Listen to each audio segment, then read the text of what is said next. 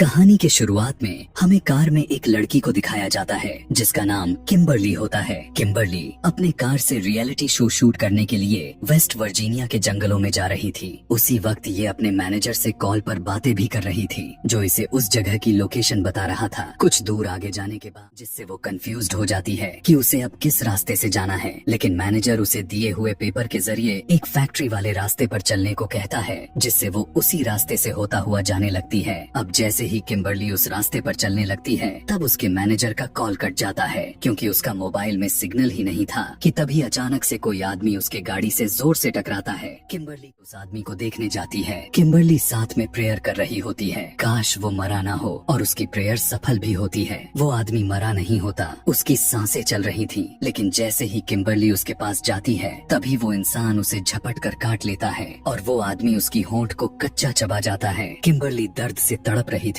और वो वहाँ से भागने की कोशिश करती है, लेकिन तभी एक और आदमी आकर उसके सामने खड़ा हो जाता है और उसे पकड़ लेता है। और ये कोई और नहीं बल्कि थ्री फिगर उसको दो टुकड़ों में विभाजित कर देता है, जिसके बाद दोनों उसके बॉडी का एक एक पार्ट को लेकर वहाँ से जाने लगते हैं। जिसके बाद हमें रिटायर्ड कर्नल डेल मर्फी नाम के आदमी को दिखाया जाता है और यही वेस्ट वर्जीनिया के जंगलों के रियलिटी शो का होस्ट कर रहा था। उसके शो का नाम अपोकलिप्स रखा गया था। इनके टीम में 6 लोग पार्टिसिपेट किए हुए थे, जिनमें किम्बरली जो वहाँ पर जा तो रही थी लेकिन पहुँच नहीं सकी क्योंकि वो रास्ते में ही आदमखोरों का शिकड़के को देखते हैं जो इस शो को डील कर रहा था और वही इस शो का डायरेक्टर था। सभी लोग अब शूटिंग के लिए रेडी तो हो जाते हैं, लेकिन किम्बरली वहाँ पर नहीं थी, जिस पर माइकल सभी लोगों से कहते हुए डिसाइड करता है कि हम सभी लोग उसके बगैर ही इस शो को शूट करेंगे। और वो इस शो को दूसरे प्रोड्यूसर मारा को कहता है कि वो 6 घंटे देती है। अब ये सभी पूरे जंगल में कैमरास फिट कर देते हैं ताकि सभी लोगों पर नजर रख सके, और साथ साथ वे पार्टिसिपेंट के ऊपर भी एक कैमरा लगा देते हैं। जिसके बाद शूटिंग स्टार्ट हो जाती है। डेल लोगों को अजीबों गरीब टास्क दे देता है कि उन्हें जंगल में जाकर खाना ढूंढना है। वो उन सभी लोगों को एक एक टीम में डिवाइड कर देता है और जो इनका शो के रूल्स होते हैं वो उन्हें बता दिए जाते हैं। जिसके बाद शो को स्टार्ट कर दिया जाता है। कैमरा लगाया था उस फुटेज में हम नील को देखते हैं जो उस समय वो टॉयलेट कर रहा होता है कि तभी अचानक पीछे से थ्री फिंगर आता है और नील का गला काट कर उसे मौत की नींद सुला देता है। यहाँ पर हम डेल को देखते हैं जो जंगल में अपने गेम को सेटअप कर रहा होता है, और जब वो अपने गाड़ी पर बैठता है तब वो ट्री को पंचर कर दिया था और उस पर भी कोई अपने तीर से वार करना शुरू कर देता है। लेकिन किसी तरह वो खुद को बचाता है और भागकर एक पेड़ के पीछे छुप जाता है। लेकिन तभी थ्री फिंगर अपने कुल्हाड़ी से मारने की कोशिश करता है, लेकिन डेल बच जाता है और अपने चाकू को निकालकर उसकी तरफ मारता है, जो सीधा जाकर उसकी सीने में लगता है। लेकिन थ्री फिंगर को इससे कोई फर्क नहीं पड़ता कि तभी अचानक पीछे से एक और आदमखोर आता है और उसे मारकर बेहोश कर देता है।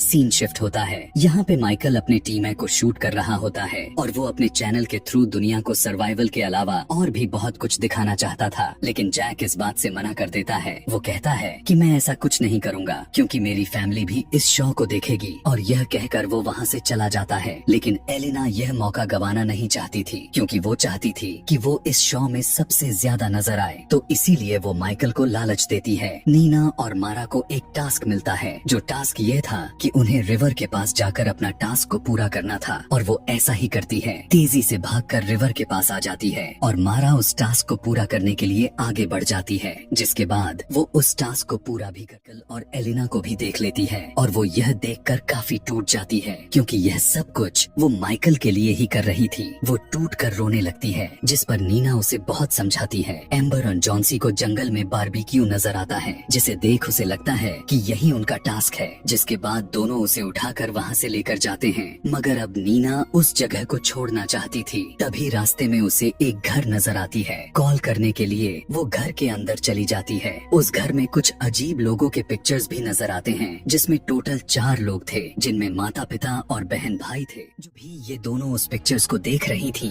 कि तभी वहाँ पर कोई चिल्लाते हुए अंदर आ जाता है और वो 2 लोगों को देखकर डर जाती हैं, क्योंकि वो दोनों माँ और बेटी दिखने में काफी अजीब लग रही थी। माँ प्रेग्नेंट थी, इसलिए उसे डिलीवरी पेन हो रहा था। उसकी बेटी अपनी माँ को एक टेबल पर लेटा देती है और वहीं पर एक बच्चे को पैदा करती है। वो बच्चा दिखने में काफी अजीब लग रहा था क्योंकि उसकी माँ ने एक म्यूटेंट बच्चे को पैदा किया था। नीना और मारा उन्हें बहुत ही ध्यान से देख रही थी कि तभी उसकी बेटी की नजर उन दोनों पर पड़ जाती है और वो उनकी तरफ जाकर झपट पड़ती है, लेकिन ये दोनों उस दरवाजे को बंद कर देती हैं। लेकिन बाहर से उसकी माँ की बेटी दरवाजे को तोड़ रही थी और सारे विंडो भी बंद होती है। वो काफी डर कर घबरा जाती हैं क्योंकि अब उनके पास यहाँ से बचने का कोई रास्ता भी नहीं था।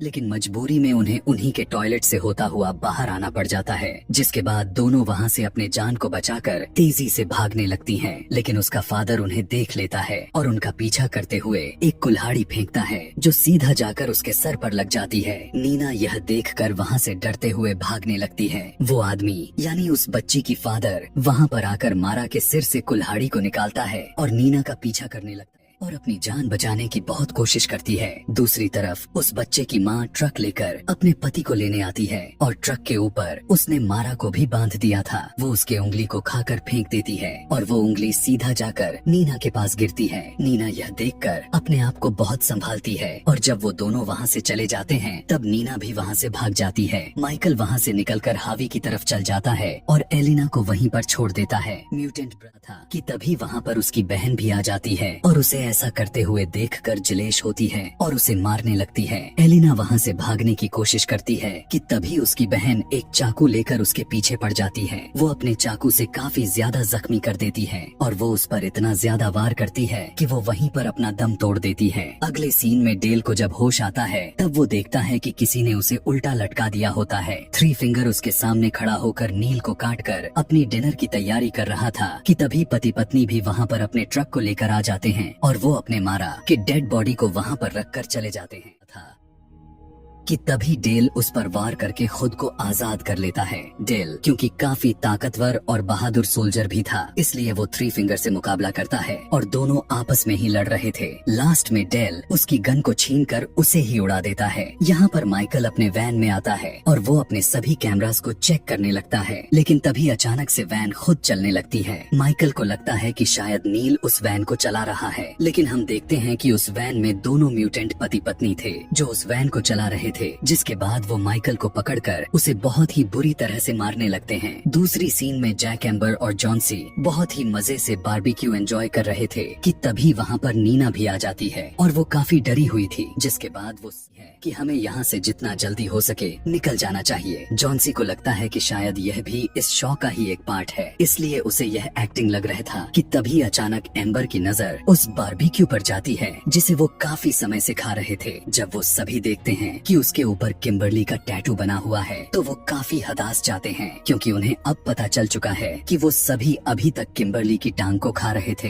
ये देखकर सभी वहाँ से भागने लगते हैं। वो दौड़कर अपने वैन की तरफ आते हैं, लेकिन वहाँ पर उन्हें कुछ भी नजर नहीं आता। जिसके बाद वो सभी डिसाइड करते हैं कि अगर हमें अपनी जान बचानी है तो उन्हें पेपर मिल की तरफ भागना होगा। डेल को भी वो घर मिल जाता है और उस घर में उसे मेनार्ड नाम के आदमी मिलता है। मेनार्ड मूवी के फर्स्ट पार्ट में गैस स्टेशन का मालिक होता है। जिसके बाद मेनार्ड वहाँ और इन म्यूटेंट्स के बारे में बताता है। वो उसे बताता है कि ये म्यूटेंट्स इनब्रीडिंग और पेपर मिल से निकलने वाले केमिकल वेस्ट की ही पैदावार हैं। और जैसे ही उसे पता चलता है कि डेल ने उसे मार दिया है तब मेनार्ड डेल पर अटैक कर देता है और उससे कहने लगता है कि थ्री फिंगर में माइट को उठाकर मेनार्ड के पीछे लगा देता है, जिसे एक बहुत बड़ा ब्लास्ट हो जाता है और उसकी बॉडी तहस नहस हो जाती है। इसके बाद डेल उन सभी म्यूटेंट्स से लड़ने की तैयारी करने लगता है। यहाँ पर ये चारों पेपर मिल को ढूंढ रहे थे कि तभी जंगल से उन्हें किसी के चिल्लाने की आवाजें आती हैं और वो भाई बहन थे और उन सभी को देखकर दोनों उनके पीछे पड़ जाते हैं। नीना इन तीनों को छोड़कर वहाँ से भाग जाती है।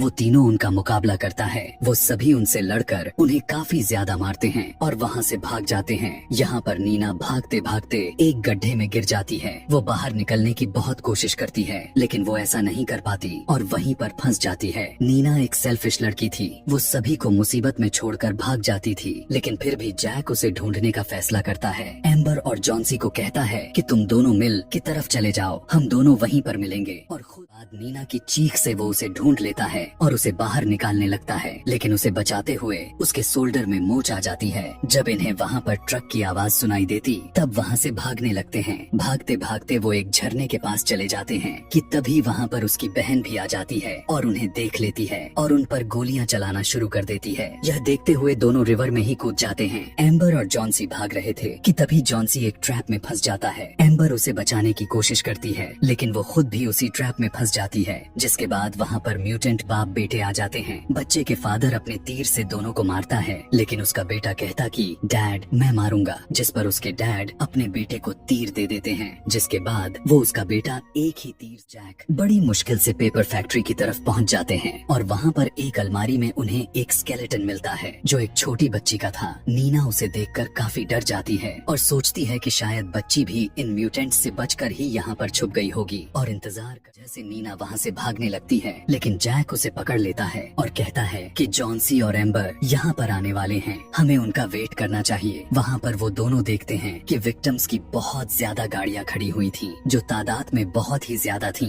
और वहाँ पर उनकी आरवी वैन भी थी जिसमें से माइकल की जोर जोर से चिल्लाने की आवाजें आ रही थी। वो दोनों उसे बचाने के लिए आगे बढ़ते हैं। जब जैक अंदर जाता है तब वो माइकल का लाइव वीडियो देखकर दंग रह जाता है। वहाँ पर बच्चे की माँ यानी वो म्यूटेंट माइकल को बहुत ही बुरी तरह से मार देती है। यहाँ पे जैक को पता चल जाता है कि यह उनके लिए बिछाया गया ट्रैप है जो इनमें फंस जाते हैं और वो दोनों उन दोनों को भी पकड़ लेते हैं। नीना जब होश में आती है तब वो देखती है किसी ने उसे डाइनिंग टेबल के साथ बांधा हुआ है और जैक को भी सामने लटकाया हुआ है। कुछ देर के बाद उस फैमिली की डिनर का टाइम होता है। डिनर करने से पहले वे सभी प्रेयर करते हैं। उनका बेटा जबरदस्ती नीना के मुंह में खाना डालने लगता है। यह असल में उनका घर था। माँ एक ग्राइंडर में बचे हुए वेस्ट बॉडी पार्ट को फेंक देती है। वहीं पर डेल भी होता है। यहाँ सब देख रहा होता है। डेल जब बाहर आता है तब उसके मूवमेंट से आवाज पैदा हो जाती है जिससे उन सभी को पता चल जाता है। आवाज सुनते ही वे सभी उसे ढूंढना शुरू कर देते हैं। जिसके बाद डेल म्यूटेंट ब्रदर और सिस्टर को अपने ट्रैप में फंसा लेता है और उन दोनों को अपने डायनामाइट से उड़ा देता है। जिसके बाद डेल नीना के पास पहुंचकर उसे आजाद कर देता है। उसके बाद वो जैक को भी खोल देता है। तभी वहाँ पर म्यूटेंट पति पत्नी आ जाते हैं और अपने बच्चों को टुकड़ों में हुआ देखकर बौखला जाते हैं और पागल हो जाते हैं। उसका पति डेल के ऊपर कई बार तीर से वार करता है लेकिन डेल काफी मजबूत इंसान था इसलिए वो खुद को बहुत संभालता है। उसकी पत्नी भी डेल के गर्दन में चेन फेंकती है जो सीधा जाकर गले को कस लेती है। उसके गर्दन से काफी ज्यादा ब्लीडिंग होने लगती है और मौके पर ही उसकी मौत हो जाती है। नीना बड़ी मुश्किल से उस फैक्ट्री से बाहर आ जाती है लेकिन गलती से जैक उस ग्राइंडर वाला रुककर उसे ग्राइंडर में फेंकने की कोशिश करते हैं। नीना को जैक की चिल्लाने की आवाज आती है। वो चीखने लगता है और अब वो उसके हेल्प के लिए जाती है और वो उसके गर्दन पर बाइट करके उसका मांस निकाल लेती है और जैक मारते हुए उसके पति को ग्राइंडर में धकेलने की कोशिश करता है जिसे उसका एक हाथ कट जाता है कि तभी उसकी पत्नी वहाँ पर आकर उसे बाहर निकाल लेती है कि तभी नीना एक लिवर को खींच देती है जिससे एक बड़ी सी पेड़ की लकड़ी उनसे टकराता है और उन दोनों को ग्राइंडर में फेंक देता है जिससे उनका बॉडी के चिथड़े हो जाते हैं। जिसके बाद नीना और जैक एक कार में बैठकर वहाँ से चले जाते हैं। लास्ट सीन में हम देखते हैं कि थ्री फिंगर अभी मरा नहीं होता, वो जिंदा था जो कि डिफॉर्म बच्चे को फीड कर रहा होता है। काफी अजीब लग रहा था और इसी के साथ यह कहानी यहीं पर खत्म हो जाती है। Thanks for watching.